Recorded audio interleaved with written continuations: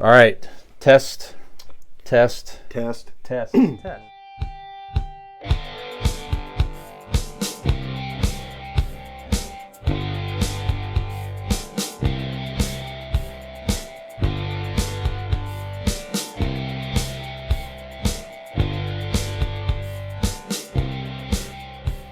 A recent passing here in the world of pop culture and television. Huge figure, especially in the 1970s television world.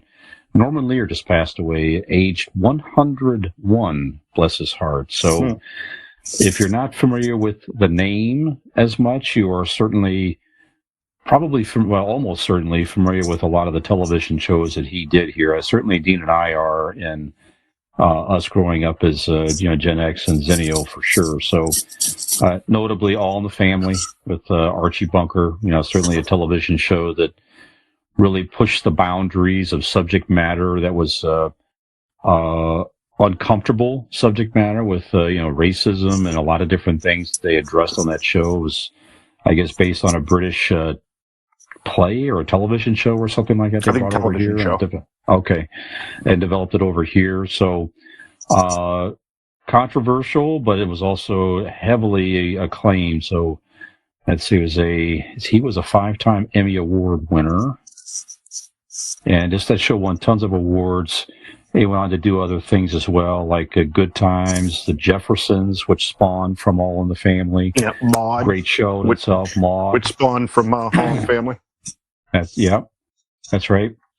One Day at a Time, which they've actually redone since.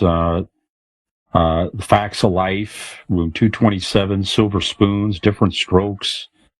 Just a ton of television in the 70s and 80s. So, go ahead. I hate to correct anybody, but you mean 227, right? The Sherman Helmsley vehicle where he was the preacher. I said it wrong. I said room 22. I was thinking room 222. I said it wrong. 227. You're correct. 227. 227. Yeah. Okay. Yes, you're correct. Sorry. Yep. Yeah. So I frankly, I watched some of these shows growing up. I was never really into All in the Family. However, I feel I need to go back and watch it just for the subject matter and that it tackled. So, Dean, you're a fan of some of these shows here. So, what are your thoughts on some of Norman Lear shows and Norman Lear in general? Anything you want to remember? Okay, here we go. I know sometimes I come on here and do these kind of retrospects on people that have passed that I honestly aren't 100%, knowing of their deals. The majority of them, but there are some that I will just kind of wax on about and not actually knowing.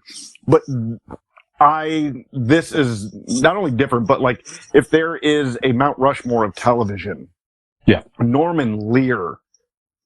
I don't even know if he's on the Rushmore. He is the fucking mountain that they chiseled the faces on. Yeah. Norman Lear was so vital and important to the advancement of sitcoms or TV in general, but sitcoms definitely. I mean, absolutely. You wouldn't have anything any sort of controversial or provocative shows if you didn't have Norman Lear. Not only was he a creative genius, but like he was innovative with the style of progression in society. Mm-hmm. He took, like you said, Brian, racism and bigotry and put a mirror in front of America's face with Archie Bunker and said, this is what this fucking looks like. Yeah. It was not meant to be celebrated as he was supposed to be made fun of. He was supposed to be mocked. You're supposed to see the ridiculousness of the bigotry in Archie Bunker. Look at Maude.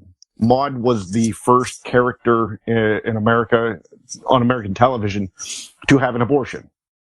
I mean, they touched that. That's right. They touched that fucking subject in like 78 or 77, 78, something like that. I mean, that's insane compared to like what we're going through now. And Norman Lear, had the balls to do such things back in the 70s. If there's ever especially a life in American pop culture that deserves not just flowers, but the whole goddamn bush, it is Norman Lear. Sure. Like I said, that's really all you can say is he brought American television to what we see now. Nothing would be anything in American television without Norman Lear. So rest in peace, Norman Lear. Absolutely. Round of applause, even if it is canned. Very good. Excellent. Yeah, they've recently had, Jimmy Kimmel has partnered with Norman Lear over the past year or so to doing those live episodes. Reenact some episodes using exact scripts and everything with current celebrities and stars. He was on set with all those too. Yes, that's right. That's right. Yeah, good stuff there. Nice tribute, Dean. Nick, I know these shows were before you. I don't know if you watched any of these in reruns or if you know any of these or but. Of the ones you named, I was the biggest fan of Different Strokes. I love Different Strokes. I watched that all the time when that made its way into the Nick at Night circles. I also watched the Jeffersons quite a bit, too. I like that one. Me too. All the other ones you named, I've obviously heard of them, but I don't know that I really ever watched any of it or anything like that. Yeah, I mean, that's an incredible that is an incredible list right there, to think that guy had, was such a large hair, created all those shows that are so iconic. I mean, it's just absolutely insane. I never knew. I mean, obviously was not familiar with the guy's name before you'd mentioned it, but yeah, I mean, that's quite an incredible resume there. Yeah, and kudos too for CBS Network for airing it.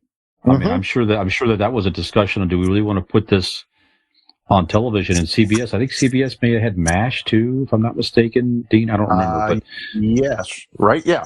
So some definitely some controversial and thought-provoking shows that they chose to put out there. So that's pretty awesome. So that is another conversation in itself of what networks, how they've changed throughout the years. Because look at CBS, the current not current generation because they don't watch TV, but like the generation before this, CBS is looked upon as like the old person's. Sure. They have all these older shows and and then they got into the reality shows. But like back in the day, they were putting on some groundbreaking shit on their airwaves. Absolutely. Gen X Brian here. Zennial Dean. Millennial Nick. If you like our stuff, give us a like and subscribe, and we may just send you a Polaroid of Millennial Nick's feet.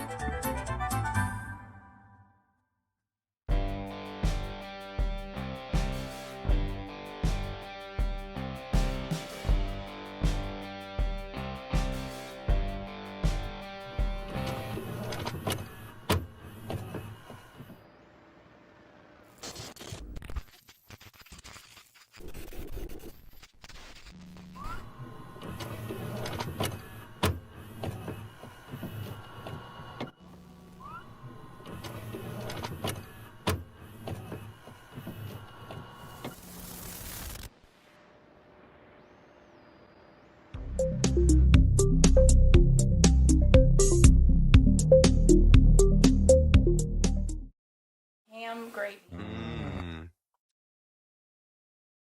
You've been working out. Yes. You Brontosaurus. No, I can tell. You look trim and fit and healthy. I'm very uncomfortable right now. I don't know what to do with all this positive energy from Dean. At first I thought it would be nice, and now I find it just unsettling. I can't win to lose here. I don't know how to react. Yeah. Well, thank you. And trying to make a last minute move to get on Santa's good list. Mm-hmm. Well, you got to. You're not getting no more fucking gifts.